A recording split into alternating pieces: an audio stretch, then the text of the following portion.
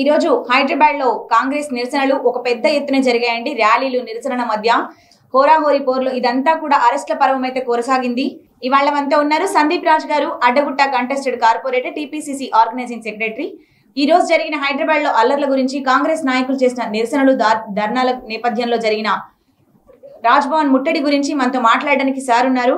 దాని గురించి, ప్రస్తుత రాజకీయాల గురించి, ఇవన్నిటి గురించి చర్చించడానికి కాంగ్రెస్ సీనియర్ నాయకులు సందీప్ రాజ్ గారు, నమస్కారం సార్. ముందు ఈరోజు ఈ హైదరాబాద్ లో జరిగిన నిరసనలు, ర్యాలీలు, ఖైరతాబాద్ సిగ్నల్ నుండి రాజ్భవన్ ముట్టడి వరకు చాలా భారీ ఎత్తున జరిగాయి. పోలీసుల అరెస్ట్ల పర్వం, రేణుకా చౌదరి గారిని, జగ్గారెడ్డి గారిని అందరూ వచ్చారు, అందరినీ అరెస్ట్ చేశారు.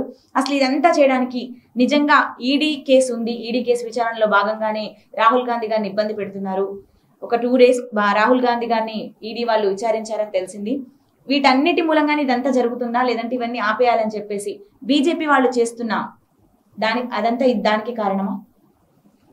ఖచ్చితంగా. ఇప్పుడు ప్రస్తుతం ఉన్న వాతావరణంలో నేషనల్ ఇష్యూ ఏంటంటే రాహుల్ గాంధీ గారిని ఈడీ ఎందుకు ఇంత టార్గెట్ చేస్తుంది, ఇది ఫస్ట్ ప్రశ్న. అంటే నార్మల్ ఒక కామన్ మ్యాన్ వచ్చే ప్రశ్న. వై రాహుల్ గాంధీ?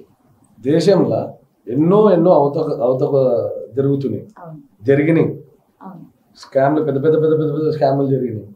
ఆధారం లేని, బేస్ లేని ఒక ఇష్యూని పెద్దగా చేయడానికి రాహుల్ గాంధీ గారిని టార్గెట్ చేస్తున్నారు, సోనియా గాంధీ గారిని టార్గెట్ చేస్తున్నారు. సో ఎందుకు అని అంటే it is very clear, very evident that Rahul Gandhi గారి పర్సనాలిటీ ఏదైతే ఉందో, genuine personality, is always humble, is always honest. So భారతదేశ ప్రజలందరూ రాహుల్ గాంధీ గారు అగ్రెసివ్గా ఉండాలి, ఇట్లా మాట్లాడాలి, మోడీతో కంపీట్ చేయలేరు. So it is not a competition. So Modi గారిది ఒక డిఫరెంట్ ప్రెజెంటేషన్, రాహుల్ గాంధీ గారిది ఒక డిఫరెంట్ ప్రెజెంటేషన్. మోడీ గారు is a very good actor. Rahul Gandhi is a realistic, natural person who is very humble and who is very connected to the people of India. What they believe is, Rahul Gandhi గారు కానీ, Gandhi family గారు కానీ, వాళ్ళు believe చేసేది ఏంటంటే ఈ దేశం మనది. ఈ దేశానికి స్వాతంత్రం తెచ్చేందుకు మన పూర్వీకులు అన్ని రకాలుగా త్యాగాలు చేసినారు, జైళ్ళ పాలైనారు. వాళ్ళు సంపాదించుకున్న ఆస్తులు ఈ దేశాన్ని బాగు చేయడానికి వాళ్ళు సాక్రిఫైస్ చేసి ఈ దేశం మనది అనే ఫీలింగ్ తోని ముందరకు వచ్చిన ఫ్యామిలీ ఇది. బీజేపీ ప్రభుత్వము, బీజేపీ నాయకులు మన దేశ స్వాతంత్రంలో వాళ్ళ రోల్ ఏంది, వాళ్ళు ఎన్ని త్యాగాలు చేశారు, ఆ టైంలో ఎవరు ఉన్నారు అని చెప్పుకోనికి కూడా వాళ్ళ పేర్లు లేవు. This is fact. ఇదంతా బీజేపీ చేస్తున్న అంటే దిస్ ఇస్ ప్రాపగండా. అంటే ఇప్పుడు ఆ టైంలో దేశాన్ని కాంగ్రెస్ పార్టీ నేను పాలించింది, ఇట్ ఈస్ ఫ్యాక్ట్. పాలించింది దేశాన్ని ఇన్నేళ్ళు పాలించిన కాంగ్రెస్ పార్టీ ఎదురులేని శక్తులకి కూడా ఎదిగే అవకాశం ఉంది కదా, వేరే పార్టీలో అంగదొక్కే అవకాశం ఉంది కదా, అసలు బీజేపీ అస్తిత్వమే లేకుండా చేసే అవకాశం ఉంది కదా. అయినా సరే ఇంత కంట్రోల్, ఇంత కమాండ్ ఉన్న పార్టీ ఉన్నప్పటికీ కూడా బీజేపీ పార్టీ అనేది ఒకటి పుట్టడము, అది పెరగడము, ఇంతలాగా రావడము. ఇప్పుడు అదే ఫ్యామిలీని, కాంగ్రెస్ పార్టీని అధికారంలోకి దేనికి కానీ, కాంగ్రెస్ పార్టీ అస్తిత్వానికి గాంధీ పరివార్ అనేది, గాంధీ ఫ్యామిలీ అనేది పునాది. ఆ పునాదిని కదిలించే ప్రయత్నం ఇది. So it is a sense of insecurity. దేశ ప్రజలందరూ కన్విన్స్ అవుతున్నారు. అంటే రాహుల్ గాంధీ అప్పుడు చెప్పినాడు, ఏమని చెప్పినాడు, there is a tsunami coming which is going to hit the country and more importantly the lower middle class and the middle class people అనేది ఒక చాలా మంచి స్టేట్మెంట్ అప్పుడు ఇచ్చినాడు. దాన్ని అందరూ ఇక బీజేపీకి ఉన్న బలమైన సోషల్ మీడియా అంతా ఏం చేసిందంటే దాన్ని ఒక జోక్ లెక్క ప్రజెంట్ చేసింది అందరికి అప్పుడు. బట్ అల్టిమేట్లీ ఫ్యాక్ట్ ఏంటంటే వచ్చిందా సునామీ, కరోనా రూపంలో వచ్చింది. ఇండియానే కాదు, వరల్డ్ వైడ్ మొత్తం మతలకుతలం అయిపోయింది. హ్యూజ్గా ఎఫెక్ట్ అయింది ఇండియా. ఎందుకంటే మన స్టేట్లో ఉన్న ముఖ్యమంత్రి గారు కానీ, మన దేశం ప్రధానమంత్రి కానీ జోక్ లెక్క దాన్ని ట్రీట్ చేసి, మన ఇండియాలో మన వాతావరణానికి ఇది ఇట్లా అయిపోతుంది, ఇది ఫైర్ సమ్మర్ వస్తే అయిపోతుంది, ఇలా ఇట్లా ఎగిరిపోతుంది, తగ్గిపోతది. సో క్రోసిన్ వేసుకోవచ్చు, అది వేసుకోవచ్చు. So it was taken very lightly. Yes. But ultimate fact ఏంటంటే there was a damage Yes. And the whole country is paying for that. Yes. అదే టైంలో ఇప్పుడు చాలా మంది ఒక ప్రశ్న మారుతారు ఏంటంటే ఇన్నేళ్ళు కాంగ్రెస్ పార్టీ ఉంది, ఏం చేసింది, ఇన్నేళ్ళు కాంగ్రెస్ పార్టీ ఉంది, ఏం చేసింది. You can ask that question, but where you are today, ఇవాళ మీరు ఎక్కడుండి ఆ ప్రశ్న అడుగుతున్నారు అనేది కూడా చాలా ఇంపార్టెంట్. Yes, అవును సార్. కాంగ్రెస్ పార్టీ అవన్నీ చేయకపోతే ఇవాళ నువ్వు మాట్లాడే మీడియా ఛానలే లేదు, నువ్వు యూజ్ చేసే సోషల్ మీడియా లేదు. ఇవన్నీ చేస్తేనే, ఒకళ్ళు చేస్తేనే ఇదంతా ప్రాసెస్ అయ్యేది. Yes, sir. What comes as a development from the Western countries is on the base that has been given by the existing parties or rulers that have ruled or whatever their services to the country. They cannot be ignored.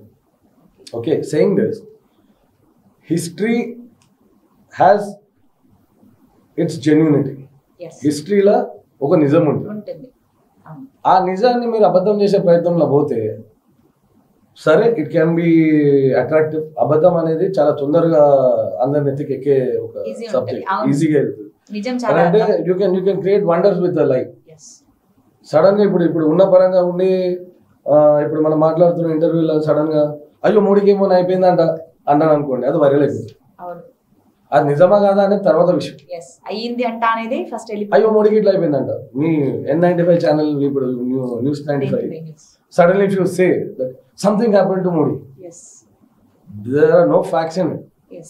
but viral అయిపోయింది. అవును. అయ్యో కేసీఆర్కి ఏమైందంట, అవును. Viral అయిపోయింది. ఇవాళ day topic అంతా ఇదే. Yes. So we are living in such type of society.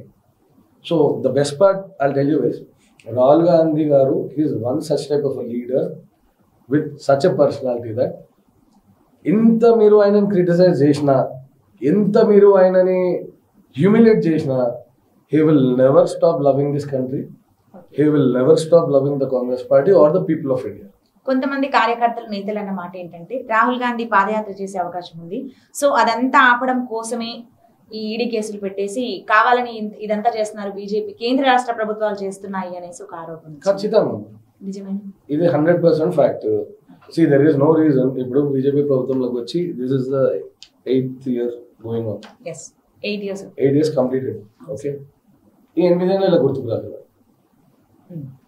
Rahul Gandhi గారు ఇప్పుడు చేయడానికి కాదు, ఇంతకు ముందు కూడా ఓయూలో పర్మిషన్ ఇవ్వమని అడిగారు, ఓయూలో కూడా ఇవ్వలేదు. అక్కడెక్కడో వరంగల్లో ఇచ్చారు రైతు సభ అని చెప్పేసి. సో అసలు ఎందుకు తనని ఎక్కడ కూడా పర్మిషన్ ఇవ్వకుండా ఆపాలని ఎందుకు ప్రయత్నాలు చేస్తున్నాయి? They know the outcome. KCR గారు తెలంగాణని మభ్యపెట్టారు. కేసీఆర్ గారు తెలంగాణ కోసం ఉద్యమం చేసింది వాస్తవం, మన కళ్ళకు కనిపించింది. అది తెలంగాణ రావడానికి చేసిండా, ఆయన రాజకీయంగా ఎదగడానికి చేసిండా, అవన్నీ ఫర్దర్ గా మనం టైం వచ్చినప్పుడు ఎప్పుడైనా డిస్కస్ చేద్దాం. ఇప్పుడు కనిపించేది ఏంటంటే జనాల మధ్యలో ఆయన వచ్చి ఉద్యమం చేసిండు, ఆయన నిరాహార దీక్ష చేసిండు. ఆ నిరాహార దీక్ష మధ్యలో విరమించుకునే ప్రయత్నం చేస్తే ఓయూ స్టూడెంట్స్ అందరు రివోల్ట్ అయ్యి నువ్వు సచ్చుడా తెలంగాణ వచ్చుడా అనే నినాదం అనేది ఓయూ స్టూడెంట్స్ తెచ్చిన నినాదం, దాన్ని ఆయన సొంతం చేసుకున్నాడు. Is a very clever politician. And ఆయన అంత పెద్ద మనిషి గురించి నేను ఈ ఏజ్ లోనే మాట్లాడడం అనేది అంత కరెక్ట్ ఉండదు. బట్ ప్రభుత్వం నిజంగా చెప్పాలంటే ప్రజల్లో కూడా చాలా వ్యతిరేకత టీఆర్ఎస్ మీద అయితే ఉంది అని అంటున్నారు. ఉంది అని చెప్పడానికి కూడా చాలా చూడొచ్చు, మనం చూసిన ప్రతి విజువల్స్ లో కూడా కనిపిస్తుంది. మీరు కంటెస్ట్ చేసిన ఏరియా ఏదైతే ఉందో అడ్డగుట్ట, అక్కడి నుంచి కూడా ఒక 4 కార్యకర్తలు మాత్రమే మన టీఆర్ఎస్ గురించి మాట్లాడతారు మంచిగా. బట్ మిగతా వాళ్ళందరూ ఖచ్చితంగా ప్రభుత్వంలో ఉన్న లోపాలైతే ఎత్తి చూపించారు. డబుల్ బెడ్రూమ్ ఇళ్ల దగ్గర నుంచి మొదలు ఆ ఏరియాలో ల్యాండ్స్ కబ్జా, స్కూల్స్ గురించి కానీ ప్రతి ఒక్కటి ప్రభుత్వంలో నిజంగా చాలా ఆరోపణలు వస్తూనే ఉన్నాయి ప్రభుత్వం మీద. ఇదంతా ఒక భాగం అయిపోతే ఇప్పుడు ఈ రోజు జరిగిన దాంట్లో ఏంటంటే రాజ్భవన్ ముట్టడి, ఇదంతా ఏదైతే ఉందో మీరు చెప్పారు నిజంగా రాహుల్ గాంధీని అడ్డుకోవడానికి ఇదంతా చేస్తున్నారు అనేసి. మరి ఎలా సార్, అంటే నెక్స్ట్ ఏంటి? ఇలా మీరు కంటిన్యూ చేస్తారా? ఇది జరుగుతూనే ఉంటుందా? 2 రోజులు అయితే పర్మిషన్ ఇవ్వలేదు, బట్ మీరు నిన్నటి నుంచి చేస్తూనే ఉన్నారు. నెక్స్ట్ ఏంటి మరి? మేడం ఇప్పుడు తెలంగాణ ఉద్యమంకి అప్పుడు మా కాంగ్రెస్ పార్టీ అధికారంలో ఉన్నా సరే, సెంటర్ అండ్ స్టేట్ లో ఉన్నా సరే, ఒక ప్రపోజల్ సెంటర్కి వెళ్ళాల్సింది. That this is a genuine demand of the people of Telangana, not the leaders of Telangana. Yes, exactly. It should be the voice of Telangana, what the voter or the resident of Telangana voice. ఆ message అక్కడికి వెళ్ళడానికి time పడుతుంది. That message has to be taken to the leadership. Ultimately it was in consideration. They took their time. వాళ్ళ committees అన్నీ చేసినాడు. Every report was taken into consideration. Finally no leader one there. The people and the student of Telangana won when Telangana was declared. Yes. ఇది fact. ఇది కేసీఆర్ తెలంగాణ తెచ్చిండు అని అంటే అది ఆ టైంలో ఆ పుటలో ఆ ఉన్న వేవ్లో you go with the flow. వ్యక్తితో రాదు, ఒక వ్యక్తితో అయితే స్టార్ట్ అవుతుందేమో కానీ వ్యక్తితో మాత్రం రాదు. ఒక వ్యక్తితో డెఫినెట్లీ స్టార్ట్ అవుతుంది. ఒక వ్యక్తే దాన్ని సాధిస్తాడా అనేది వేరే విషయం. ఎందుకంటే ఇది there is a process where so many people have to cooperate. TRS నుంచి ఒక ఎంపీ అయినప్పుడు విజయశాంతి గారు ఇద్దరు ఒకవేళ ఆ టైంలో నాకు ఉన్న నాలెడ్జ్ ప్రకారంగా అయితే మా నాయకులు చెప్పే దాని ప్రకారంగా తెలంగాణ బిల్ పాస్ అవుతున్నప్పుడు కేసీఆర్ అసలు పార్లమెంట్లో లేడు అనేది ఒక ఫ్యాక్ట్ వాళ్ళు చెప్పేది. దాంట్లో నిజాలు ఎంత అనేది నాకు తెలియదు. కాకపోతే నేను చెప్తున్నా అంటే this is how the rumours go on. So ఈ దానికి జస్టిఫికేషన్ ఇవ్వాలని అంటే definitely there is a contribution of initiating the separate state of Telangana. KCR గారు he played a very important role in that one. But ఆయన నోట్తోని ఆయననే చీఫ్ మినిస్టర్ అయిన తర్వాత తెలంగాణ అసెంబ్లీలో ఐఎమ్ ఆన్ రికార్డ్ అని చెప్పి తెలంగాణ సాధ్యమైంది కేవలం సోనియా గాంధీ గారి వల్లనే అండ్ ఐఎమ్ ఆన్ రికార్డ్ అని ఆయన్నే అన్నాడు. కేసీఆర్ గారు ఆయన్నే ఒప్పుకున్నాడు. నేను అది మనం యూట్యూబ్లో కొట్టంగానే టక్కున బయటపడే నిజం. ఆయన నోటితో మాట్లాడిన నిజం కదా.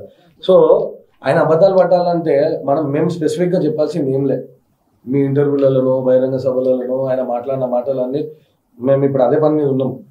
ఎలక్షన్ దగ్గర వస్తున్నాయి కాబట్టి ఆయన మాట్లాడిన మాటలు ఏమేమి ఉన్నాయి, ఆయన చెప్పిన మాటలు ఏమేమి ఉన్నాయి మొత్తం అంతా ఒకటి. ఇప్పుడు మేము ఎంత మంచిగా చెప్పినా జనాలకు అర్థం కావాల్సింది ఏంటంటే ఆయన అన్నది ఏంది ఆయన చేసింది.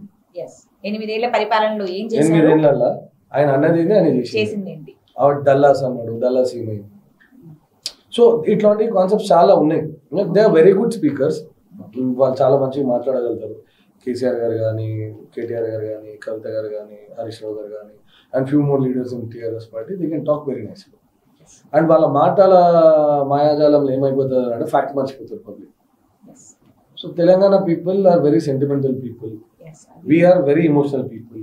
So when we come పోనీ లేరా పాపం లేరా ఇది వస్తుంది ఫస్ట్ వచ్చే మాట. మనం దేశంలో ఎక్కడైనా పోయినా సరే ఎవరికి ఏం జరిగినా ఎవరైనా ఒక అడ్రస్ తీసుకొచ్చి ఏ అడ్రస్ అని అంటే మనం చేస్తున్న ఒక్క తెలంగాణ కూడా మాత్రమే మనం చేసే పని పక్కకి పెట్టి తీసుకుపోయి మనం అక్కడ వదిలేసి వస్తాం. ఇది మనకున్న స్వభావం. దాన్ని ఆయన ఎంకరేజ్ చేస్తుంది. Because he's a Jammu in that. ఆ కేటగిరీలో ఆయన బీట్ చేసే మనిషి లేడు. సో అక్కడ నడిచిపోయింది. కానీ ఇప్పుడు మా కాంగ్రెస్ పార్టీకి ఆయన కంటే జమ్ము రేవంత్ రెడ్డి గారు ఇప్పుడు పిసిసి అధ్యక్షులు అయినారు కదా. He knows how to handle these people. So ఇక్కడ అంతే కదా. అది ఇప్పుడు it is openly accepted. And the very nice people, very nice leaders in Congress party who cannot compete in KCR's లై డిటెక్టివ్ థింగ్. ఇంత ఈజీతో అబద్ధమైన చెప్పగలుగుతాడు. మన మనసాక్షి ఒప్పదు. సో మా దగ్గర కాంగ్రెస్ పార్టీలో ఎట్లా అంటే పెద్ద పెద్ద నాయకులు ఉన్నారు కానీ అంత అబద్ధాలు చెప్పే నాయకులు లేరు. చెప్పలేము అంత అబద్ధం. We're not use to that. But ఇలా అబద్ధాలు చెప్పుకొని ఎన్ని రోజులు రన్ చేయగలుగుతారు? ఇప్పుడు వస్తుంది తెర ముగిసిపోతుంది. ముందస్తు ఎలక్షన్స్ అంటే అప్పుడు అయిపోతుంది. ఖచ్చితంగా ముందస్తు ఎలక్షన్స్. ఆయన స్ట్రాటజీ ముందస్తు ఎలక్షన్స్ అని అంటే mark my word there will be a new government. ముందస్తు ఎలక్షన్ అంటే పోనీగా ఎట్లా పోతుంది కదా, లాస్ట్ దాకా మనం పదవి చేసుకొని పోదామంటే అప్పటికైనా తెరపడాల్సిందే. సో ఈసారి కేసీఆర్ రూల్ కి టీఆర్ఎస్ పార్టీకి తెరపడుతుంది. Not because some conspiracy is working, no, because public జనాలు ఓటర్స్ వాళ్ళు చెప్పిన అబద్ధాలని అర్థం చేసుకున్నారు. అబద్ధాలు మంచి మాటలు కొంతవరకు తీయగా అనిపిస్తాయి చెవులకి. అది ఎప్పటి వరకు అంటే కడుపు కాలేంత వరకు.